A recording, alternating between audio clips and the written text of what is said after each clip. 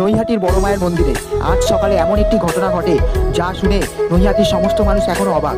ভোরে এক ভক্ত নাম সুশান্ত বহুদিনের মনস্কামনা পূরণের আশায় মন্দিরে এসেছিলেন। তার ছোট মেয়ে অসুস্থ ছিল বহুদিন ধরে, অনেকদিন চিকিৎসা করিয়েও কোনো উপকার হচ্ছিল না।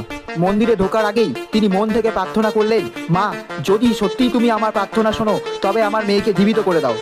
দ্বীপ জেলে বড় মার প্রতিমার সামনে প্রণাম করার সঙ্গে সঙ্গেই মন্দির জুড়ে এক মৃদু ঝোড়ো হাওয়া বয়ে যায়। আচমকাই ঘন্টা বেজে ওঠে, অথচ কেউ ছোঁয়নি। সুশান্ত কিছুটা হতবাক হয়ে তাকিয়ে দেখলেন প্রতিমার চোখ থেকে এক ফোঁটা জলের বিন্দু ঝরে পড়ছে। ঘন্টাখানেক পর বাড়ি থেকে ফোন আসে, তার মেয়ের জ্বর হঠাৎ কমে গেছে।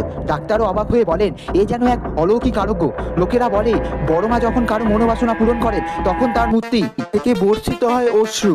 আর সেই আশ্চর্যটি নৈহাটির মাঠে আবারও প্রত্যক্ষ হলো। নৈহাটির বড় মায়ের প্রতিদিনের অলৌকিক ঘটনা সাক্ষী হতে চাইলে চ্যানেলটিকে অবশ্যই সাবস্ক্রাইব করুন। যে আপনার সাথেও যদি এরকম কোনো অলৌকিক ঘটনা ঘটে থাকে কমেন্টে অবশ্যই জানাবেন। মন থেকে বড় মার নাম স্মরণ করুন।